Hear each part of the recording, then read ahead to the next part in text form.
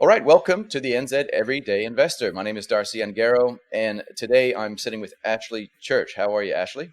I'm really good, Darcy. Nice to be talking to you. Great stuff. I don't want to do you a disservice in any way by botching up this introduction, but just for our audience, you were elected to the Napier City Council. You were the youngest person elected, and you served for about 9 years. Is that right? Many years ago, but yes, that's correct. And you had quite a lot to do with the New Zealand Property Investors Institute, right?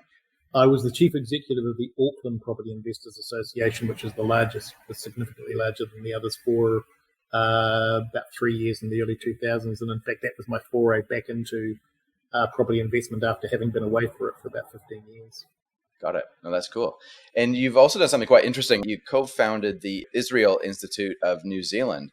Tell me a little bit about that if you can.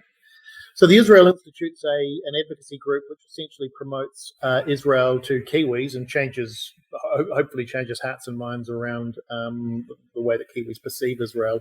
And that comes from my faith. I've got a very strong Christian faith, and Israel's very much front and centre of that. So the formation of the Israel Institute actually happened as a direct result of the national government in 2016 under the tenure of Foreign Affairs Minister Murray McCully, to support an anti-Israel resolution in conjunction with 3 other totalitarian states at the United Nations. And it incensed me so much that I looked around for other people who shared my view, found 2, and we set up the Israel Institute, which has been going strongly ever since. So in a very ironic sort of a way, Murray McCully was actually directly responsible for the formation of the Israel Institute.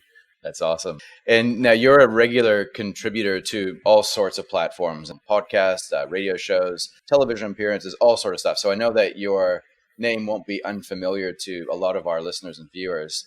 But what I specifically love and admire about who you are is that you look at the data and you draw conclusions from that. And that might sound wow, but not a lot of people do that. Often we come with a preconceived notion, but I've seen you change your mind over time just based on data. And also, you're not afraid to share your opinions. You're not just regurgitating something else that you've read. So I'm really, really thankful that you've agreed to join me today and have a chat about a wide range of topics. So are you ready? I am indeed. So let's go. Let's start with something really, really light just to get the ball going here. So a lot of people would say that in recent years, New Zealand has been going down quite a dark sort of authoritarian channel. And then on the other side, though, some would say, hey, that's completely understandable with where we're at. And it's just fear-mongering and hyperbole to compare New Zealand's approach to the unvaccinated as, Nazis were to the Jews. What are your thoughts? Something nice and light to get started with. Yeah, well, I don't know if you can make that light, but... It's an interesting question, because if you go back to probably the mid-1980s in this country under the Reaganomics reforms of the Longi Labor government, who really changed the landscape.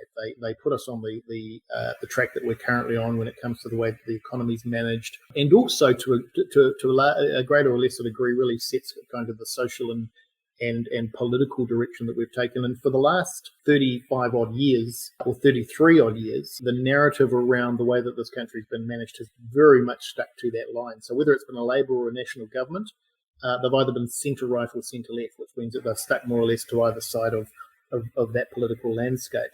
That changed in 2017. I was going to say election, but that would be unfair because Labor weren't elected. The national government actually won that election.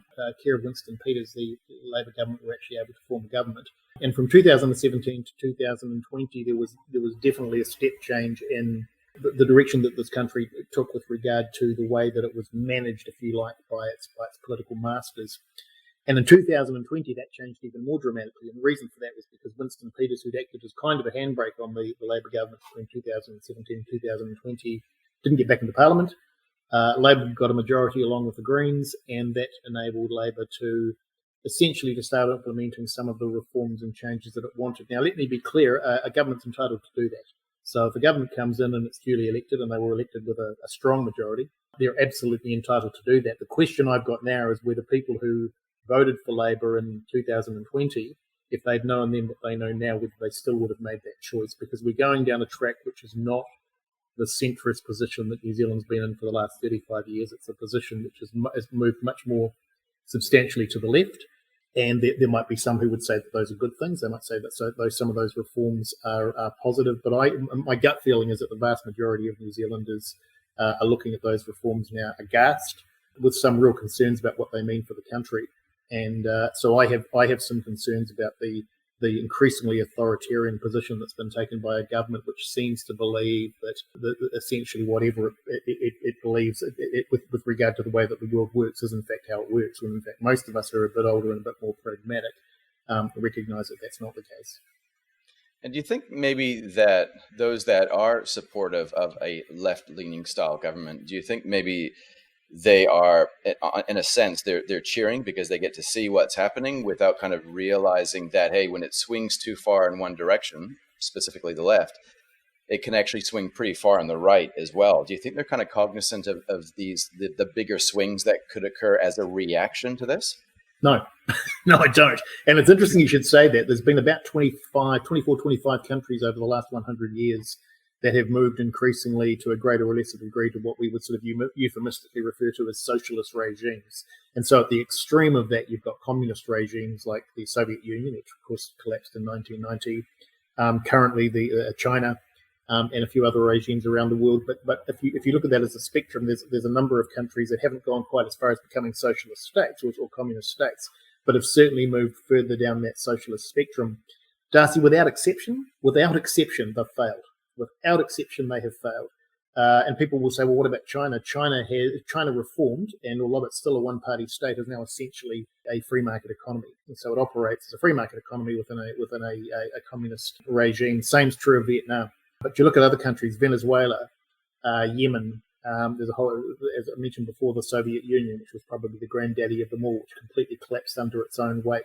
All of those nations have learnt to, at their cost, that form of economic management and socialist management simply doesn't work, and that as flawed as it is, and as much as it might need aspects of it reformed, that democratic capitalism has been the go-to system which has worked for the world and increased living standards and equality and a whole range of other things over the last 150, 160 years. And so to answer your question directly, which was around whether or not that leads to that massive swing in politics. Yeah, I think the evidence of history, and history is my bag, I think the evidence of history is that absolutely that's the case, that over a period of time, when we do get these sort of strong swings in one particular direction, that inevitably, when people recognise the failure of that system, the swing tends to be back strongly in the other direction.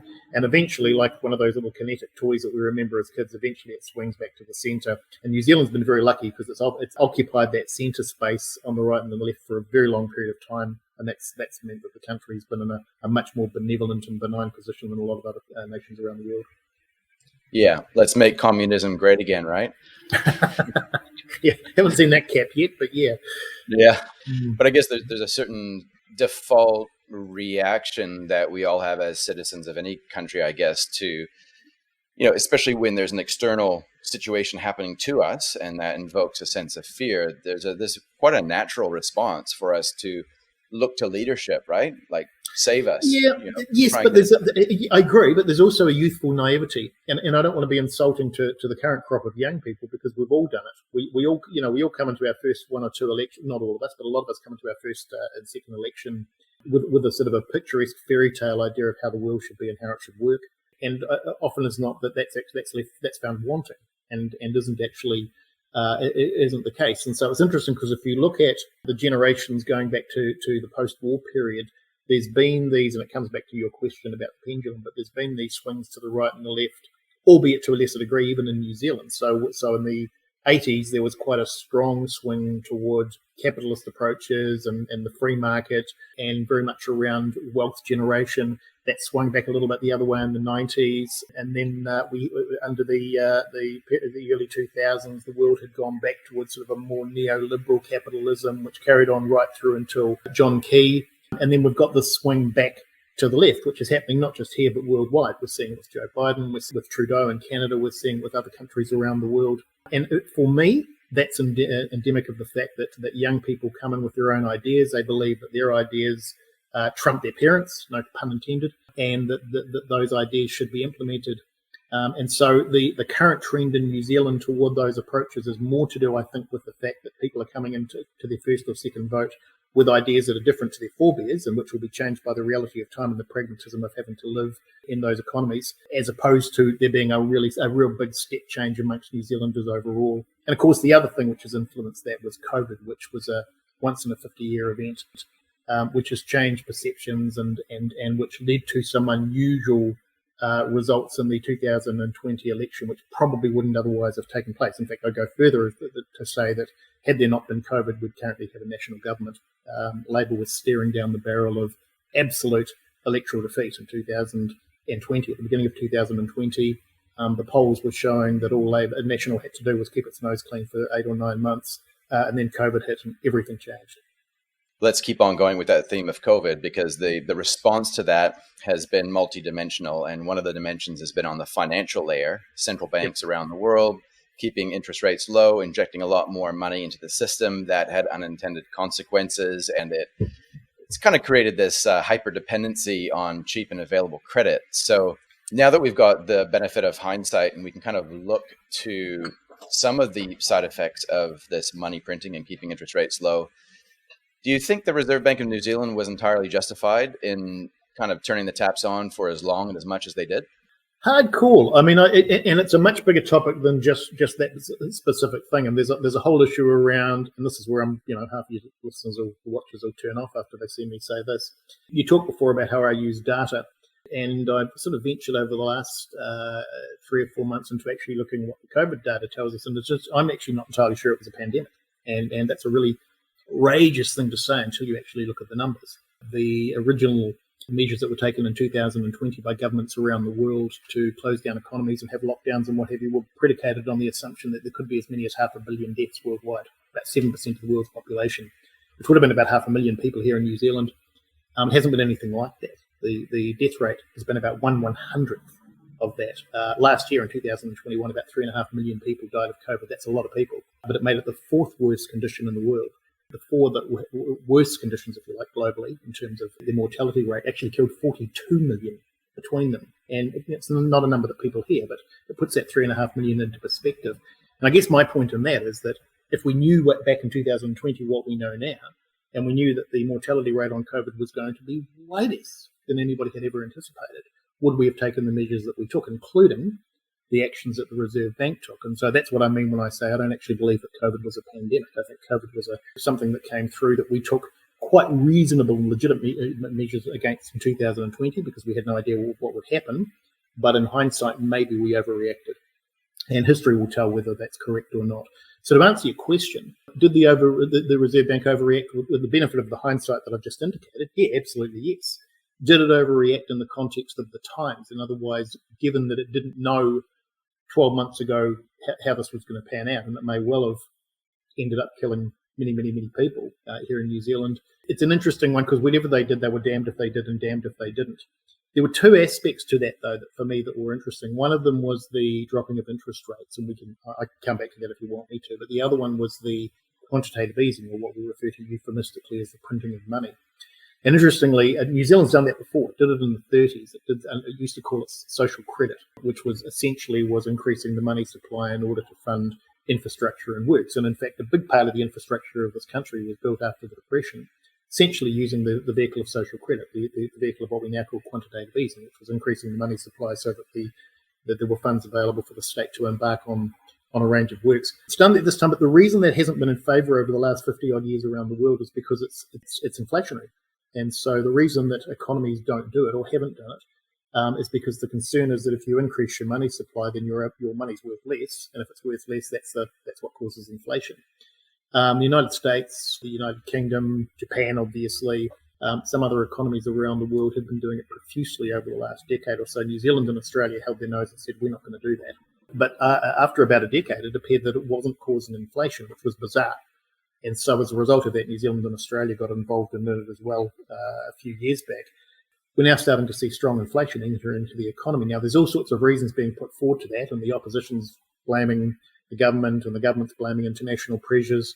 I actually think it's partly the delayed impact of quantitative easing. I think that the inflation that we're seeing now is the delayed but inevitable impact of some of what's taken place in the global economy over the last decade and here in New Zealand for the last 4 or 5 years. So to some degree, You can't blame the Reserve Bank for that, as indeed you can't blame the government for it. It's simply something that was always going to happen the moment you started printing money and feeding that money into the global economy. Yeah, it's kind of like the asset prices acted as a sponge of that initial new currency creation. But when that gets wrung out, then, which is kind of what we've been seeing now, that kind of makes sense, right? But again, like going back to that, with the information they had at the time with respect to how to deal with this pandemic and then how to deal with the economic fallout, they, entirely in their right mind, you could suggest, because that was a rational decision. Now that we have more information, it's also logical to say that, hey, if the data now becomes a lot clearer, why aren't we looking at that data? Like, do you feel that economists and commentators alike are open and keen to look at the data and change their views? No, I don't, and that's where this thing starts to come unstuck. So I have no confidence whatsoever in Grant Robertson as a finance manager, and the epitome of that is the fact that, as I understand it, there's another potentially $6 billion or more being earmarked for social spending in the 2022-2023 budget. Now, that's absolutely irresponsible at a time when there were fears that the economy might collapse and that there needed to be support in the system. And indeed, the quantitative easing which took place as part of the process of giving the government the ability to do that may well have been justified. There is simply no justification for it now. And so I look at that as reckless. I believe the government's current approach to spending is not just unwise, it is reckless. We have gone from being a very, very well-positioned economy when it came to national debt and the position that we had in terms of debt as a percentage of GDP to a country which will soon be up amongst the cowboy economies if we're not very careful with regard to what we owe as a nation versus what we produce in any given year. And Robertson knows all this and yet seems to be absolutely determined to pursue this path of increased social spending and at the same time doing things which, in my view, are destructive to the economy. So there is no reason to be embarking on this path other than a philosophical and an ideological one. And on that philosophical and ideological rationale that potentially is powering it, do you think there is some override to the data that they see which makes them blind to it? Or do you feel that maybe there's a certain flavor of incompetence that runs through this as well, where they're just not actually able to do the job well? Oh, a bit of both. The other thing, of course, which will be fueling it is that the figures coming out of Treasury with regard to things like public confidence and the job market, the tightness of the job market, etc., will be giving some sort of false security to the government at the moment. So they'll be looking at those job figures, which are pretty tight right now, and patting themselves on the back and saying, well, look, we're doing all these things and the economy's not suffering as a result of it. But they're an illusion. Those job figures, just as an example, are an illusion. They're an illusion for two reasons. One, because we've pretty much stripped all of the excess labour out of the country through COVID. So people that normally would have come here on OEs and picked up some of those jobs, for example, in hospitality and tourism, aren't there, which means that the job market is much tighter in those areas, and that hits right the way through the economy. But the other reason is that the job monitor that we currently have is a job monitor of whether people want to work. It's whether people are looking for work. It's not necessarily a measure of available labour. And one of the things that's happened through COVID is that the support of some individuals has been so overwhelming and all-encompassing that I have no doubt that there is a portion of our population who are simply no longer interested in working and quite happy to be part of the government support system, which is evidenced if you look at what's actually happening with welfare numbers. So those numbers are meaningless when you analyse them, but they're the sorts of numbers that Robertson trots out as evidence that his approach is working and that somehow you can have a benign a socialist state while at the same time having a strong functioning economy. I think anybody who believes that the economy currently is strong and functioning is delusional. I tend to agree with that. And I guess anything that's out there that supports the narrative that they're doing a good job is kind of what gets amplified. But you yourself, you've spent 9 years in the city council, and according to your LinkedIn profile, you were a servant. Do you think that sometimes there's a tendency when you get into politics that you forget the fact that you're serving the public, and maybe that gets perverted and there's this demand on the public to serve you? Oh, yes, I do, and it's interesting you should raise it. I saw a LinkedIn, and I can't remember the councillor's name in Auckland, in Wellington, unfortunately. Otherwise, I'd give her a plug. But it was a LinkedIn post from a councillor talking about the provision of pools in Wellington, and the council had just voted to significantly improve the Kandala pool. I know that area well, actually. And she gave some quite interesting numbers. She was talking about the degree of subsidy that's provided in Wellington on each pool. And so because the numbers of pool usage in Wellington are declining, the subsidy is increasing, and it's quite dramatic. One of the pools, I think it was $12 per visit per person, the amount of council subsidy. Now, nobody in the real world would ever do that, Darcy. Nobody who was running a business would allow that level of subsidy. Your business would go broke. But unfortunately, councils are full of people who, and they're well-meaning enough, but don't understand the economics, don't understand the impact of those things, and are quite happy to spend money that isn't theirs on doing things that benefit a handful of people because it makes them look good, makes them feel good about themselves and signal their virtue.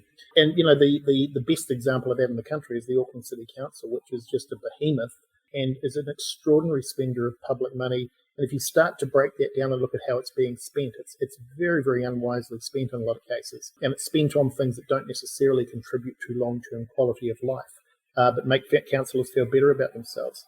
So I guess the concern I've got is, while I'm a huge advocate of democracy as a system of governance and electing people to positions of authority so that they can make change, we seem to be getting to a point in our society, and maybe this has always been going on, maybe I'm naive, but we seem to be getting to a point where the quality of the people that we're putting in those positions, and this is both central and national, isn't what it once was. And as a result of that, we're getting bad decisions. We're getting a level of governance which is not serving us particularly well. And that's leading to bad decisions, both in terms of spending and in terms of some of the other policies that we're making. And incidentally, I make that accusation at the moment, not just in terms of the Labour government. I would make a very similar claim at the moment with respect to the National Party that's waiting to be government. I have some similar concerns about the quality of the people that are coming into that party and who may well, in 2023, form the next government. And it doesn't fill me with a lot of confidence about what might happen under a national government any more than what we've currently got. Yeah, I'm glad you said that, because I guess people watching or listening might think, hey, you're just all about right-wing politics and all the rest of it, but different wing, same bird, right? It's, especially at the moment, there's not a lot of differentiation in terms of ideology and leadership and things that are new ideas, right? Yeah, well, National's bought into this thing called Labour Light, and it's actually a policy. And it's been promoted by people, for example, like Chris Bishop and Nicola Willis, who when you look at their voting record as a Conservative, and I look at their voting record, there's nothing to differentiate them from the Labour Party. And Luxon, strangely, seems to have bought into this stuff. Now, I understand at a political level why you might do it. Key to the form of it. And so the idea is that if you neutralise the opposition by buying into some of their ideas, then you remove the obstacles to people voting for you. And I kind of get that at a theoretical level. But this is going further. This is basically saying we should be Labour, but not quite as extreme. And the problem with that is that it means that there's no opportunity for Conservatives and people that might come from a more conservative political bent to exercise their vote. As you say, wings of the same bird. I've got real concerns that if National forms a net government, and I'm pretty confident that they will in 2023, that we actually won't see much change in some of the things that really matter. All right. Well, let's talk about something somewhat related, because Sure. we're all building wealth in the context of a structure, right? How we build wealth and how successful we are is often a function of the environment in which we are doing it in and what the rules are. So thinking about the property market now, what in your view are I mean, this is real basic, right? But what are the primary drivers of house prices in your view? So that's changed. You talked before about me changing my position, and this is definitely one where I've changed my position. If you'd asked me that question 20 years ago, I would have given you about 6 different answers. And those answers would have been based on my quite well-reasoned, I might add, position on a range of different things, such as immigration, possibly foreign buyers. But as I've become more of a student of the history of the property market, I refer to myself actually as a property historian, and I've looked at what the market does. It's become more and more clear to me that almost all of those things are peripheral, and that the major driver, and you can see it if you look at the graphs, the major driver of house price growth over the last 40 years has been the decline in interest rates that started taking place in the mid-80s. So in the 80s, you were paying, 1986, 87, you were paying up to 21% interest on your mortgage, and inflation was up around 20%. The trajectory of mortgage interest rates since the 80s has been all down. It's not been a direct line, but the trajectory has been down to those very historically low levels that they got to just a year or so back. And so when you look at that and you look at house prices, the relationship between the two is absolutely incontrovertible. Clearly, declining interest rates, mortgage interest rates, have been the driver of increasing house prices. And if you think about that, that's logical. If interest rates are lower, you can spend more. You're in a position to be able to afford more. You can spend more, and that's exactly what's happened. So some of those other things that people like to focus on, I'm sure they are drivers on the peripherals, but they are minimal compared to interest rates. If it was a percentage balance, my view is that reducing interest rates have been 80 to 90% of the reason that house prices have increased. It's interesting, though, when you hear things like the house price to wage metrics to sort of say, hey, housing is now way more unaffordable, but they're equating something which no one really pays, which is the actual purchase price. Most people pay mortgage payments for a house. And when we let me add another dimension to that, because it's a very good point. I did an article on this about 3 years ago, and I actually came into writing that article with the view that house prices were less and less affordable as a result of increasing interest rates. And what I did was I took the average the average household income, rather than the average wage, the average household income, the average house price, and the interest rates that people were paying, going right back to the mid-'80s. And what I found, this was fascinating, I found that in the mid-'80s, that an average household to buy the average house on the interest rates that were prevailing at the time, paying 52% of their income, just over half, to service that mortgage. Wow. By 2001, that had dropped to 37%, down from 52%. So even though house prices had gone up from 4 times household income to 9 times household income, because of the interplay of interest rates and the gradual increase in salaries which had taken place at the same time, it actually took less of the household income to service the mortgage on that home. Now, that figure has deteriorated a little bit since then, and over the last couple of years, because I haven't done the exercise for a year or two, that would have got a bit worse, obviously, because house prices have increased more. But it will still not be 52% of income. So even now, we're paying less. It's actually more affordable to service the mortgage on a loan than it was back in the 80s. Amazing, isn't it?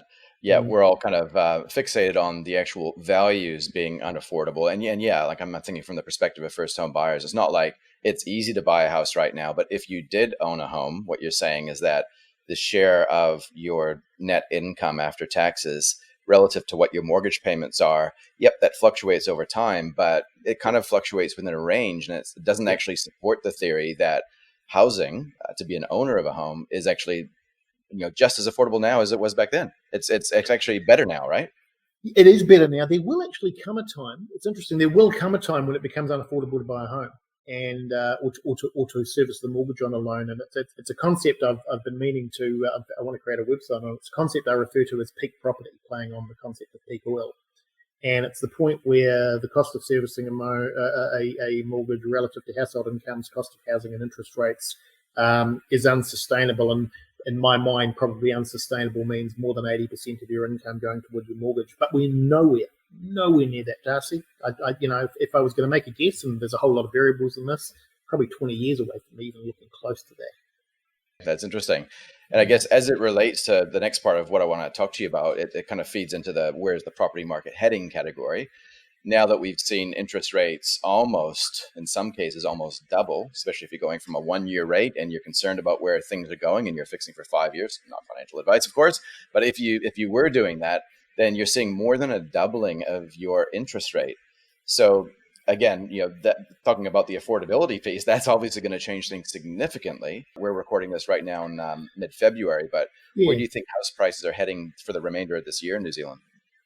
Two answers to that. Coming back to the property historian thing, I tend to look at the property market in the context of cycles. So I know that over the last 40 or 50 years, that house prices have broadly doubled, very, very broadly. But obviously, there's some exceptions to that, lots of exceptions, but have broadly doubled every decade in each of those 10-year periods. And so I'm of the view that trend's a very strong and powerful trend, and that trend will broadly continue. However, not to want to be a hypocrite, I've also argued that the reason that that's happened is because interest rates have dropped. And so therefore, that's been the decrease in interest rates, which has allowed people to be able to spend more. And that's been the reason that we've seen house prices going up over that period of time. So you could argue, if you extrapolate that out, you could say, well, if they're going up, then surely the opposite applies. House prices will flatten off and they'll start going down. And the answer to that is, yes, they would if it carried on for a long time. Here's why it won't carry on for a long time. The reason that interest rates are currently going up is because that's the tool that the Reserve Bank uses to dampen inflation. So we've got high inflation at the moment. We've got inflation which is potentially going to get a little bit higher.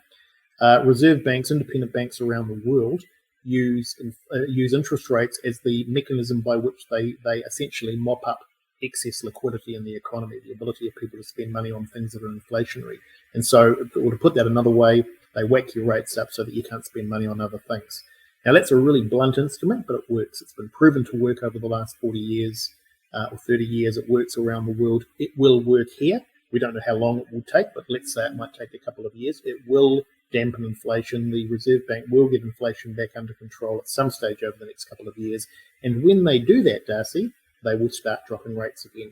So, all the stuff I'm reading at the moment from people saying, rates could get up as high as 10 or 15% or back to where they were in the 80s, it's just nonsense. It's just nonsense. It's people not thinking through what they're actually saying. The Reserve Bank's increasing rates, or the cause of the increases in rates, that increase in rates will only continue until inflation's brought under control. It will be brought under control, and then the Reserve Bank will stop doing that, and at some point it will start reducing them again. And because of that, I'm reasonably confident that this is not going to have too much of a deleterious long-term impact on house prices. And incidentally, this has happened before, and I can't remember the figure, but I'm going to say for want of argument, and if I'm wrong, I'm sure somebody will correct me, but I think they got to 4.5%, and then they went up again about 1% a few years back, about 10 or 15 years ago. Same thing happened. They went up in order to check inflation, and then they came back down again and carried on with that trajectory. So this is not new territory for us. Yeah, that's right. One of the things that I've been probably wrong about in the past is kind of almost assuming that interest rates are increased or decreased to combat house price inflation. It's really easy to become intellectually lazy in that and just think that that's what happens. But no, it's about inflation. And that's why I think we need to be thinking going forward this year that even if we do see house prices falling back, that's not necessarily the prerequisite for the Reserve Bank to reduce interest rates. They may still persist, right?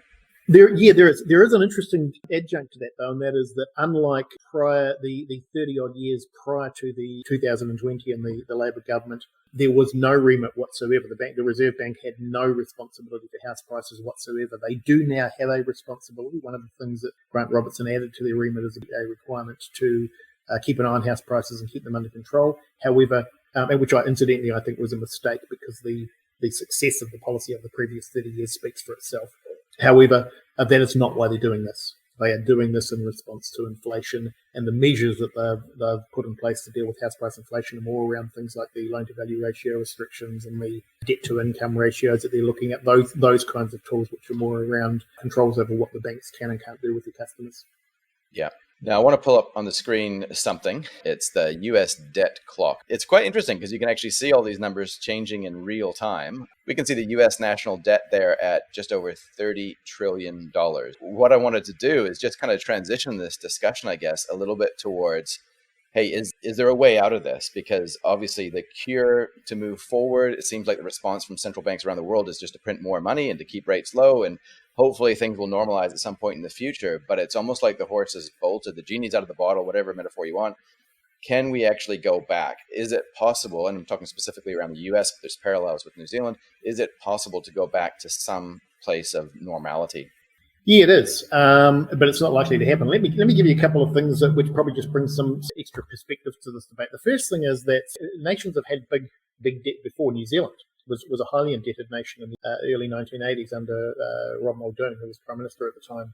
And we went from being a highly indebted nation to one of the lowest nations as a percentage of GDP in the world in the 2000s as a result of some of the things that we did to reform our economy. But there's a couple of things that can impact on this. The first thing is, and it's been less of a factor over the last 30 years because inflation's been so low, but one of the things that can happen is as a nation can actually inflate its way out of debt.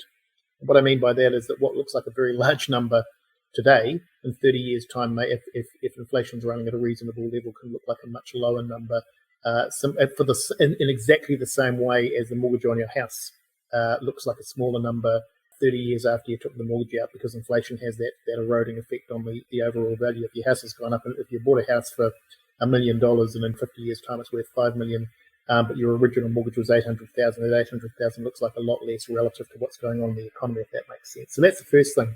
The second thing is, and this is the one where if there was anything I agreed with Donald Trump on, and there wasn't much, it was this.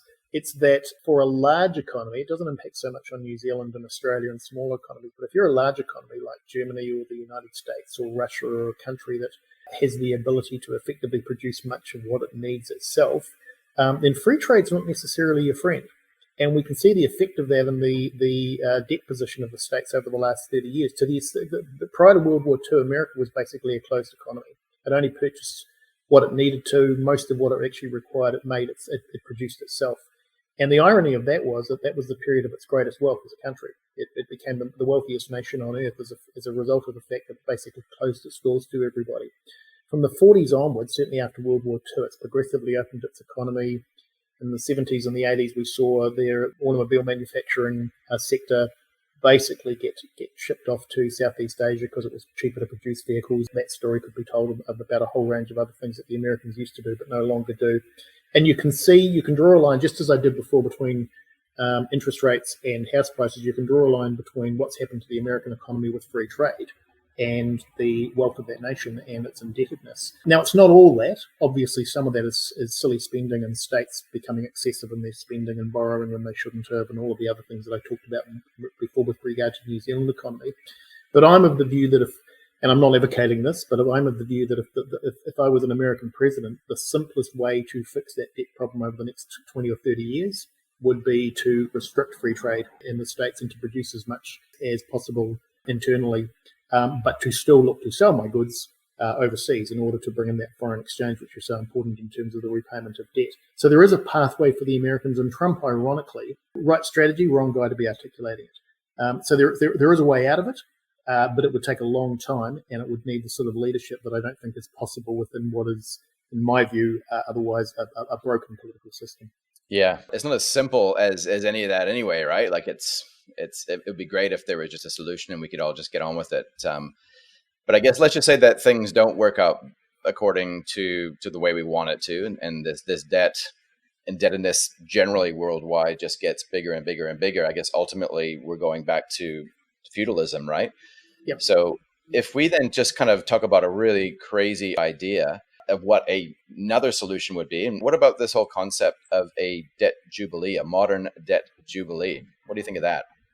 Yeah, so the concept of a debt jubilee goes back to the Old Testament. It was an idea that came out of Judaism, and the idea was that God said to the Jews that every 50th year from memory that they were required to forgive all debt, the whole system basically cleansed itself and started again. In the context of a theocratic state, where God was in control, and it wasn't a capitalist state, I might add, in the way that we would understand that term. I could see why that would probably work. They also did it with land. It wasn't just debt. They also did it with land. The idea was that land was supposed to lie fallow, I think, once every 7 years so that it could constantly rejuvenate itself. Novel idea. Really interesting and novel idea. Whether we could do it within the context of a 21st century capitalist paradigm, I don't know. There are all sorts of issues that once you started drilling down into it and started thinking about become really problematic. For example, if you were going to do that, it's one thing for a state or for the world economy to do that and say, hey, look, we're going to forgive debt at that level. But what about private debt? What about debt that belongs to people that didn't necessarily buy into the idea of some sort of jubilee or forgiveness of debt? Does the state compensate them? And if they don't, you're sort of into a form of economic nationalism. Nationalism, for those who aren't aware of it, was a practice sort of finished kind of the 80s, but it was where governments basically used to confiscate private businesses and assets of citizens where they felt that it was in the public interest. And this is kind of a sort of a monetary equivalent of that. So I can't see any way you could do it.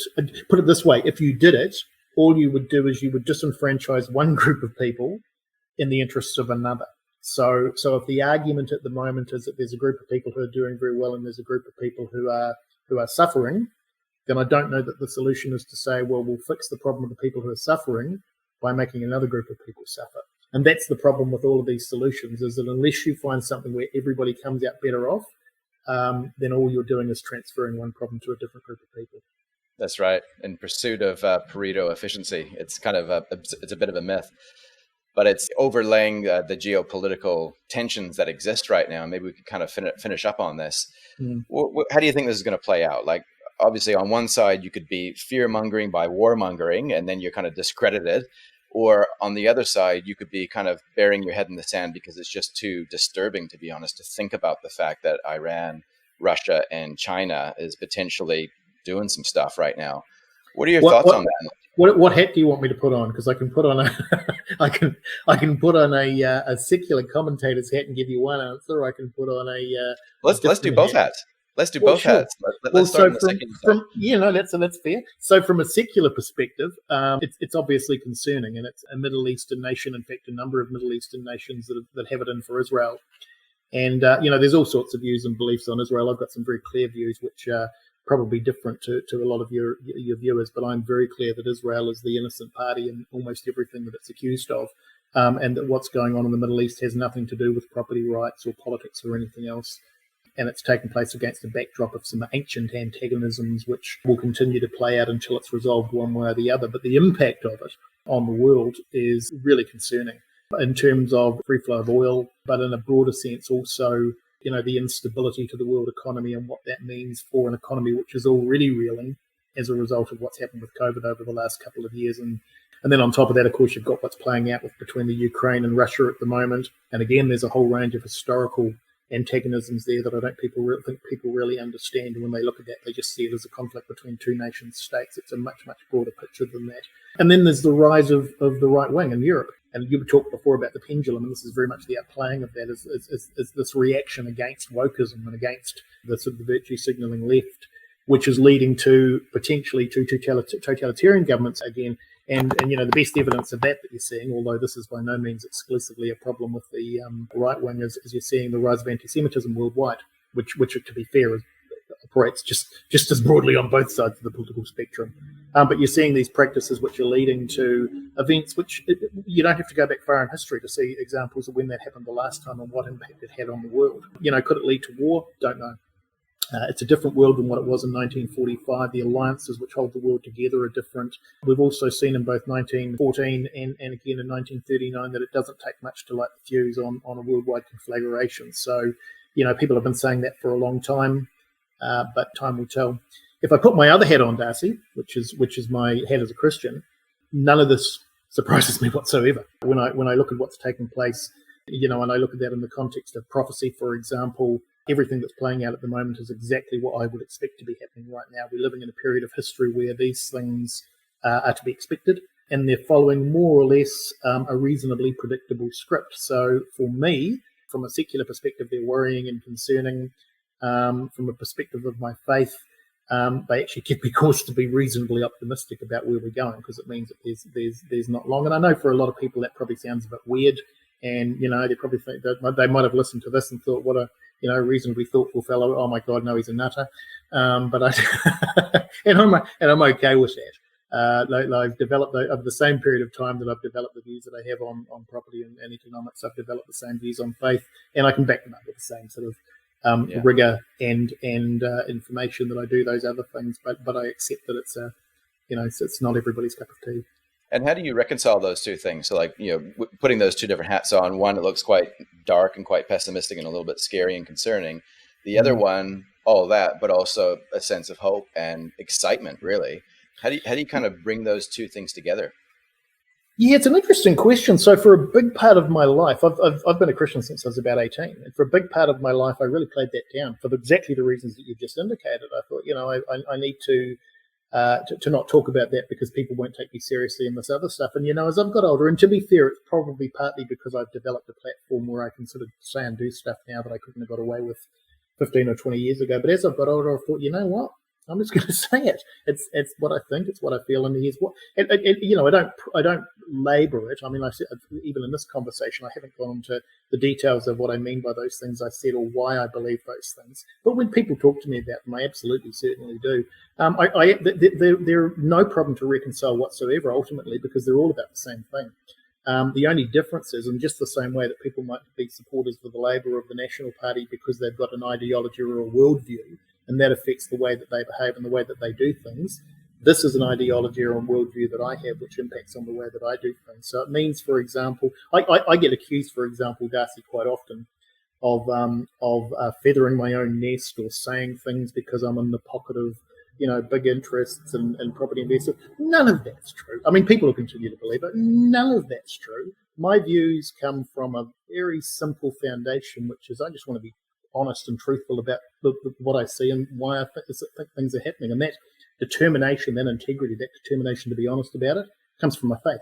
It's about this belief that I need to be straight as a die when it comes to explaining why I think things happen. It doesn't mean I'm right, but it does mean that I try to be absolutely honest. There's no self-interest in this. In fact, I often say things that if I was looking at it from a self-interest perspective, probably don't help me at all. But that's not why I do it. It's about doing things because it's the right thing to do. No, that's awesome. I think people can appreciate that. If they have a genuine desire to sort of seek the truth, they're going to see some things that they don't like and they do like, right? It just is what it is. But truth is the absolute. So if people do want to kind of hook into more of what you're putting out there, where's the best place that we can point people to if they want to get more of Ashley Church? Yeah, so two in particular. So the best place to go would be my website, which is ashleychurch.com. So that's really easy to access. It's got links to articles that I write. I'm in the process of trying to get some of the older material and put it in there as well, so it acts as a little bit of an archive. And just as of the last few days, it also links through to my social media feeds. So also, if you want to see what I've been saying on social media, then you can usually access it through that site as well. But also, just talking social media, LinkedIn in particular, it's been sort of my drug of choice for social media for the last 10 or 12 years. I think I've got about 20,000 followers on there, and I'm pretty prolific on there as well. So if you're looking for comment, I'll be on one of those. Other than that, just there's a lot in the media. One Roof, on the One Roof page, there's an article every week, and ZB, there's a show about once every 3 weeks. So there's lots out there. You won't agree with it all. Wouldn't expect anybody to, but hopefully it'll make people think. That's the idea. Let's make people think, right? It's not that hard, but we might just have to get used to it again. That's awesome, Ashley. Well, thank you very much. Really appreciate your time, and hopefully we'll catch up with you again soon. No problem at all. Thanks, Darcy. All right. Good on you. Ta-da.